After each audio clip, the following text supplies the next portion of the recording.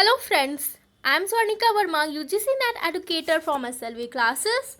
Today we are going to learn about Maslow's hierarchy of needs, Macklin's theory and Hertzberg's two-factor. Okay guys, but before starting this, I wanted to say something about my YouTube channel SLV classes. If you really like my contents and videos, please like, share, comment and subscribe and follow me on Instagram. Guys अगर आपको मेरी video पसंद आती है तो आप उसे like करें, सब्सक्राइब करें एंड शेयर करना ना भूलें। नाउ गाइस यहाँ पर देखेंगे Herzberg's two factor. Okay, Herzberg's के दो फैक्टर क्या क्या हैं। पहला फैक्टर है जॉब सेटिस्फैक्शन एंड दूसरा फैक्टर है job dissatisfaction. Herzberg's two factor principles क्या हैं। Okay, improving the motivator factor increase job satisfaction. अगर मोटिवेटर फैक्टर को हम लोग इम्प्रूव करेंगे तो जॉब के सेटिस्फैक्शन बढ़ जाएंगे, इंक्रीज हो जाएंगे। ओके, तो इसको देखने के लिए पहले जॉब सेटिस्फैक्शन में क्या है, कौन इन्फ्लुएंस कर रहा है। ओके, जॉब सेटिस्फैक्शन को इन्फ्लुएंस कौन कर रहा है, मोटिवेटर फैक्टर इन्फ्लुएंस कर रहा है। और जॉब डिससेटिस्फैक्शन को कौन इन्फ्लुएंस कर रहा है, हाइजीन फैक्टर इन्फ्लुएंस कर रहा है। जॉब सेटिस्फैक्शन यानी कोई भी इंसान सेटिस्फाइड है अपने जॉब से तो वो जॉब सेटिस्फैक्शन है। ओके, और जॉब डिससेटिस्फैक्शन में क्या है कि वो अपने जॉब से डिससेटिस्फाइड है, मतलब सेटिस्फाइड नहीं है, मतलब वो खुश नहीं है अपने जॉब से।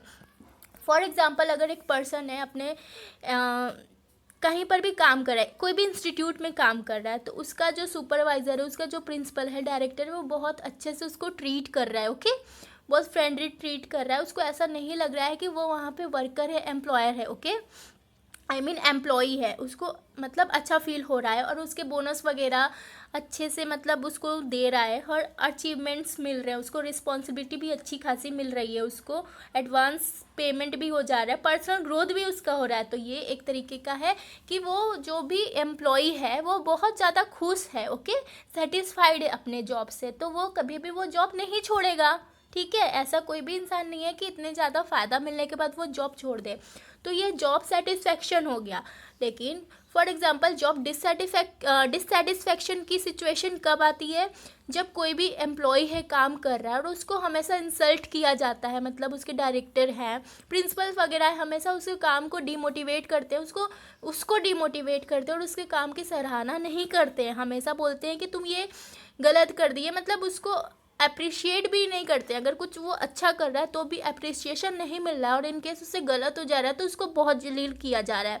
तो ये हो गया, मतलब इतने इंसल्ट के बाद वो एम्प्लॉई उस कंपनी में क्यों काम करना चाहेगा। देखिए, गलती तो सबसे होती है, तो इनकेस अगर किसी इंसान से गलती हो गई तो उसको इतना इंसल्ट नहीं करना चाहिए।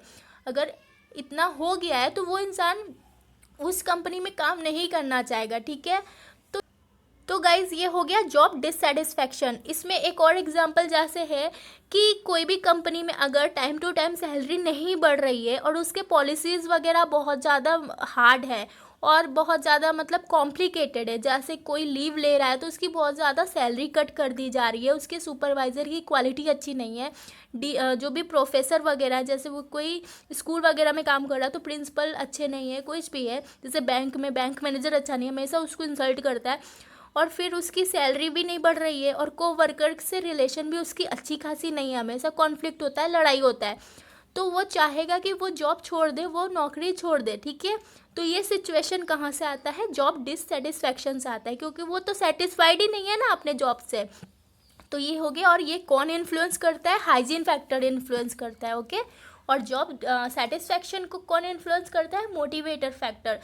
मोटिवेटर फैक्टर क्या है, improving the motivator factors increase job satisfaction. अगर हम मोटिवेटर फैक्टर को इंक्रीज करते हैं तो जॉब सेटिस्फैक्शन मिल जाता है। और यहाँ पर देखते हैं मोटिवेटर फैक्टर क्या क्या है, अचीवमेंट, यानी कोई भी एम्प्लॉय को अचीवमेंट मिले, रिकग्निशन मिले, उसकी रिस्पॉन्सिबिलिटीज़ अच्छी खासी बढ़ाई जाए और उसके बदले में उसको अच्छा खासा सैलरी मिले, बोनस मिले, दी वर्क इटसेल्फ। ठीक है, और एडवांसमेंट, पर्सनल ग्रोथ। ओके, तो उसकी पर्सनल ग्रोथ हो, एडवांसमेंट हो, ओके, रिस्पॉन्सिबिलिटी भी बढ़े और उसके बदले में उसको अच्छा खासा बोनस मिले, तो ये क्या हो जाएगा, आपका मोटिवेटर फैक्टर हो जाएगा। और अगर इन सब में इंक्रीमेंट हो रहा है, इन सब में बढ़ावा मिल रहा है, तो क्या हो जाएगा, जॉब सेटिस्फैक्शन भी बढ़ेगा। ओके, इंक्रीज होगा, क्योंकि कोई भी एम्प्लॉय चाहता है कि उसकी अचीवमेंट हो, रिकॉग्निशन हो, रिस्पॉन्सिबिलिटीज़ बढ़े, एडवांसमेंट बढ़े, पर्सनल ग्रोथ हो, उसकी स्टेटस बढ़े, रेस्पेक्ट बढ़े, हर एम्प्लॉय यही चाहता है। तो अगर ये सब हो जाएगा, तो मोटिवेटर फैक्टर मिल जाएगा, तो वो क्या हो जाएगा, जॉब सेटिस्फैक्शन भी बढ़ेगा। ओके, तो मोटिवेटर फैक्टर को इम्प्रूव करें, उसको सुधार करें, तो क्या हो जाएगा, जॉब सेटिस्फैक्शन जो है इंक्रीज हो जाएगा। तो किसी भी कंपनी में क्या होना चाहिए, उसकी मोटिवेटर फैक्टर जो है बहुत अच्छी होनी चाहिए, तभी भी एम्प्लॉय बहुत अच्छे से फ्रेंडली काम करेंगे और अपना समझ के काम करेंगे, तभी वो जॉब सेटिस्फाइड होगा। एम्प्लॉय मतलब जो जॉब से बहुत ज़्यादा सेटिस्फाइड होगा। ओके, तो इसी सिचुएशन को क्या बोलते हैं, जॉब सेटिस्फैक्शन बोलते हैं। नाउ जॉब डिससेटिस्फैक्शन कौन इन्फ्लुएंस करता है, हाइजीन फैक्टर। हाइजीन फैक्टर में क्या क्या आते हैं, working conditions, coworker relation, policies and rules, supervisor quality, base wage, salary वगैरह जो है। तो हाइजीन फैक्टर अगर अच्छा नहीं होगा तो जॉब डिससेटिस्फैक्शन तो होगा ही होगा। ठीक है, वर्किंग कंडीशंस में क्या होता है कि कुछ ड्यूटी आवर्स होती है, जैसे कोई एम्प्लॉय काम कर रहा है तो 8 घंटे की ड्यूटी चाहता है, तो वो एक्स्ट्रा उसको रोक लिया जाता है 2-3 घंटे। तो 1 दिन चलता है, 2 दिन चलता है, हर महीने उसको डेली रोका जाएगा तो वो बर्दाश्त नहीं करेगा, वो एक्सेप्ट नहीं करेगा ना, क्योंकि उसको एक्स्ट्रा तो इनकम मिल नहीं रहा है। 8 आवर्स की ही वो ड्यूटी करना चाह रहा है। ओके, और उसके रजिस्टर वगैरह में भी 8 आवर्स ही लिखे हैं, लेकिन एक्स्ट्रा अगर वो कर रहा है तो उसके बदले में उसको इनकम भी तो चाहिए, उसको सैलरी भी तो चाहिए, एक्स्ट्रा बोनस भी चाहिए। लेकिन अगर नहीं मिलेगा तो ये भी एक तरीके का क्या है, सिचुएशन है कि वहाँ पे क्या हो जाएगा, जॉब डिससेटिस्फैक्शन हो जाएगा। फिर कोवर्कर रिलेशन, अगर कोई एम्प्लॉय काम कर रहा है साथ में, तो स्टाफ वगैरह में अगर अच्छा रिलेशन नहीं होगा तो वहाँ पे बहुत ज़्यादा कॉन्फ्लिक्ट हो जाएगा, लड़ाई झगड़े होंगे, तो कोई भी लड़ाई झगड़े के माहौल में वर्क नहीं करना चाहता है। तो ये भी सिचुएशन क्या हो गई, जॉब डिससेटिस्फैक्शन की सिचुएशन हो गई। और कुछ कंपनीज की पॉलिसीज़ वगैरह बहुत अलग होती हैं, बहुत हार्ड होती हैं, जैसे 5 इयर्स यहाँ पर आपको कंपलसरी जॉब करना है, और उसमें क्या है, बहुत ज़्यादा वर्कलोड दे देते हैं, टारगेट दे देते हैं, तो बहुत लोग इससे भी भागते हैं। ओके, इन केस अगर वो साइन कर देते हैं फिर उसके बाद वो खुश नहीं है उस जॉब से, तो भी वो सिचुएशन क्या हो गई, जॉब डिससेटिस्फैक्शन की सिचुएशन हो गई। ओके, और इन केस सुपरवाइज़र की क्वालिटी ही अच्छी नहीं है, जो उनको सुपरवाइज कर रहे हैं वो हमेशा उनको इंसल्ट कर रहे हैं, डिमोटिवेट कर रहे हैं, तो ये भी सिचुएशन क्या है, जॉब डिससेटिस्फैक्शन का सिचुएशन है। इन केस अगर कोई भी वर्कर काम कर रहा है, कोई भी एम्प्लॉय अच्छा काम कर रहा है, उसको अप्रिसिएशन नहीं मिल रहा है, उसकी सैलरी वगैरह ईयरली नहीं बढ़ाई जा रही है, 5-6 साल में एक बार बढ़ रही है, तो ये भी सिचुएशन क्या हो गई, जॉब डिससेटिस्फैक्शन की सिचुएशन हो गई। ओके, तो जॉब डिससेटिस्फैक्शन को कम करने के लिए क्या इम्प्रूव करना पड़ेगा, हाइजीन फैक्टर को सुधार करना पड़ेगा, तब जाके क्या होगा, जॉब की जो डिससेटिस्फैक्शन है वो कम हो जाएगी। ठीक है, तो अगर हम इसमें सुधार करेंगे, इम्प्रूवमेंट करेंगे, तो क्या हो जाएगा, जॉब डिससेटिस्फैक्शन जो है वो कम हो जाएगा। ओके, और इसमें सुधार करेंगे, इसको और अच्छा करेंगे, तो इसमें क्या होगा, जॉब सेटिस्फेक्शन और बढ़ जाएगा, यानी एम्प्लॉय जॉब सेटिस्फेक्शन से बहुत खुश हो जाएगा। मोटिवेटर फैक्टर्स अगर अच्छे किए जाएंगे तो एम्प्लॉय बहुत खुश होगा, और हाइजीन फैक्टर्स को अगर इम्प्रूव किया जाएगा, ध्यान से देखा जाएगा, तो क्या हो जाएगा, जॉब डिससेटिस्फैक्शन भी कम हो जाएगा, यानी कोई भी एम्प्लॉय अपने जॉब से डिससेटिस्फाइड नहीं होगा। यही है हर्जबर्ग्स 2 फैक्टर प्रिंसिपल। ओके, यहाँ पर देखेंगे Maslow's hierarchy of needs and Herzberg's 2 factors को रिलेट किया गया है। कैसे रिलेशन है इसमें देखते हैं।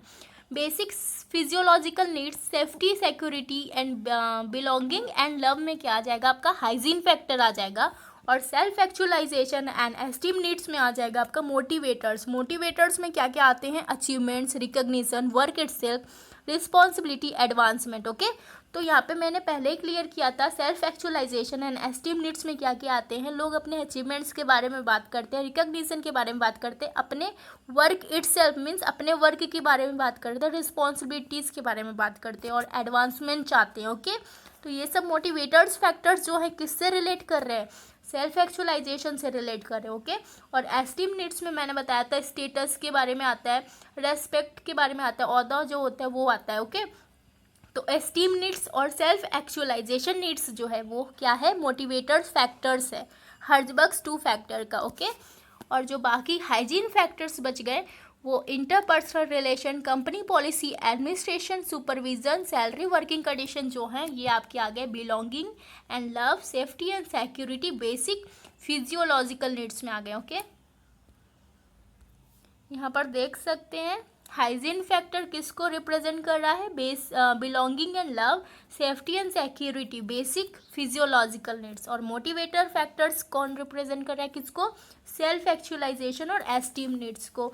सेल्फ एक्चुअलाइजेशन और एस्टीम नीड्स कोई भी इंसान के अचीवमेंट्स के बारे में होता है, उसके रिकग्निशन के बारे में होता है, उसके खुद के वर्क के बारे में होता है कि उसमें उसको रेस्पेक्ट मिले, उसका स्टेटस बढ़े। ओके, उसकी रिस्पॉन्सिबिलिटीज़ के बारे में होता है, एडवांसमेंट के बारे में होता है। ओके, तो जो मोटिवेटर्स फैक्टर्स है वो रिलेट कर रहा है आपका सेल्फ एक्चुअलाइजेशन और एस्टीम नीड्स को। यहाँ पर पिच कलर से, ये ऑरेंज कलर से गिवन है, और ये जो ब्लू कलर से गिवन है ये फिगर में, ये आपका आ गया हाइजीन फैक्टर। ओके, तो यही है relation Maslow's hierarchy of needs और हर्ट्जबर्ग टू फैक्टर्स। ओके, नौ यहाँ पर अब एक और फिगर देखते हैं। यहाँ पर क्या है, not dissatisfied but unmotivated to improve.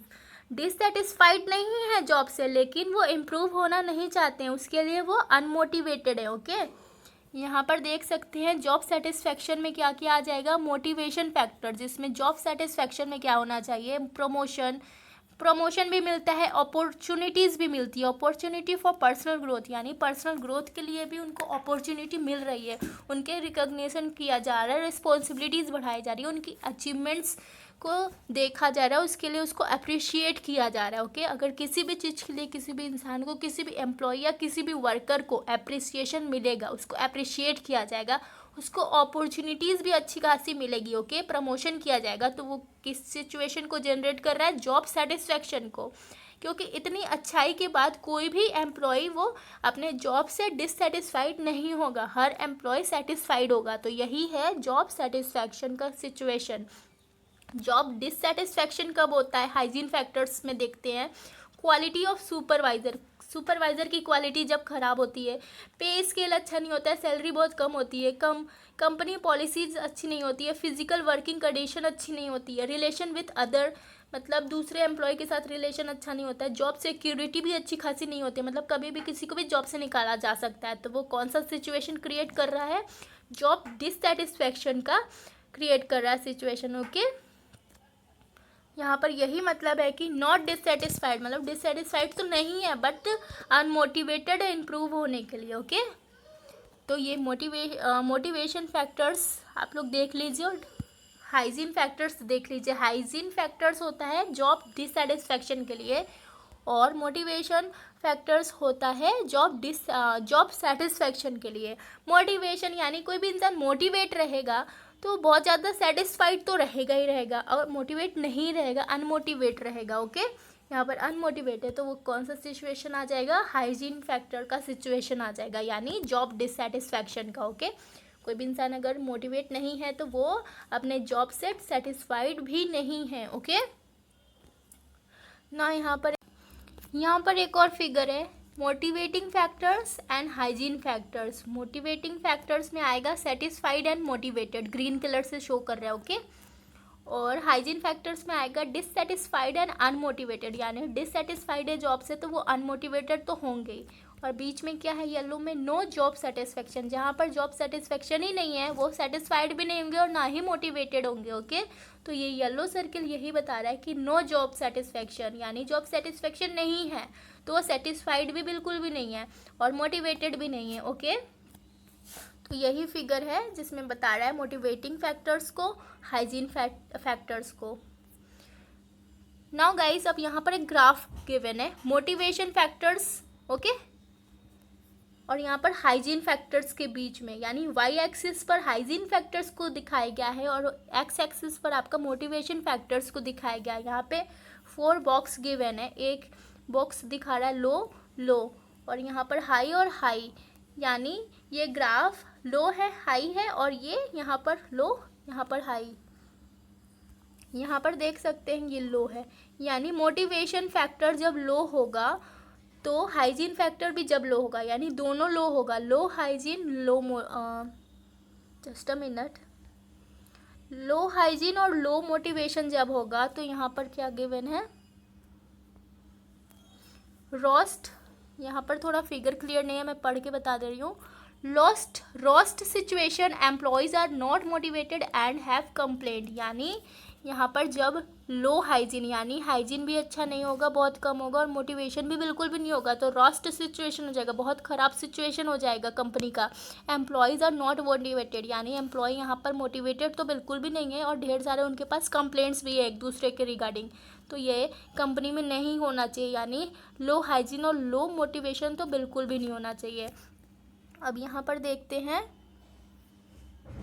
Low hygiene और हाई मोटिवेशन, यानी लो हाइजीन होगा और हाई मोटिवेशन होगा तो एम्प्लॉयज़ क्या करेंगे, employees are motivated to work but they have complaint.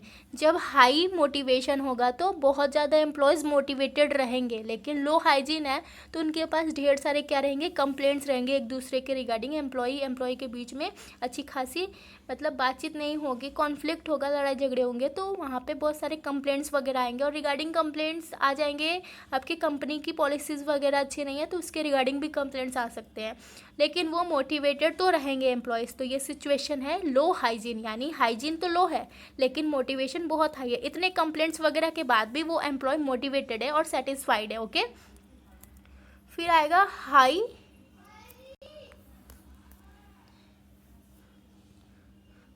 High hygiene and low motivation. जब बहुत ज़्यादा हाइजीन होगा और मोटिवेशन क्या होगा, लो होगा, तो employees have few complaints but are not motivated. High hygiene है यानी एम्प्लॉयज़ के पास बहुत ही कम कंप्लेंट्स है, बहुत ही कम शिकायत है, लेकिन वो मोटिवेटेड नहीं है। क्योंकि यहाँ पे मोटिवेट क्यों नहीं है, क्योंकि यहाँ पे तो लो मोटिवेशन है। ठीक है, फिर यहाँ पर देखते हैं हाई हाइजीन, यहाँ पर देखते हैं high hygiene and high motivation में क्या है, ideal situation employees have no complaints and are motivated. तो सबसे अच्छा किसी भी कंपनी को चलाने के लिए क्या होना चाहिए, हाई हाइजीन भी होना चाहिए ग्राफ में और हाई मोटिवेशन भी होना चाहिए। क्यों, क्योंकि इसमें क्या है, आइडियल सिचुएशन क्या आ रही है कि एम्प्लॉयज़ हैव नो कंप्लेंट्स, यानी एम्प्लॉय के बीच में कोई भी कंप्लेंट नहीं है, complaint regarding any staff, regarding any company policy, किसी के रिगार्डिंग कोई भी कंप्लेंट नहीं है और वो बहुत ही मोटिवेटेड है। ठीक है, तो सबसे बेस्ट यहाँ पे हम लोगों ने क्या जाना कि सबसे अच्छा क्या है, हाई हाइजीन भी होना चाहिए और हाई मोटिवेशन, यानी सबसे बेस्ट यही है जिसमें क्या है, employees have no complaint, employee कोई भी कंप्लेंट नहीं करता है और बहुत ही मोटिवेट रहता है। तो सबसे बेस्ट यही है, ये हाई होना चाहिए और ये भी हाई होना चाहिए, यानी मोटिवेटर भी हाई हो और हाइजीन भी हाई हो। Hygiene factors are also high. Okay, so best high hygiene and high motivation होना चाहिए।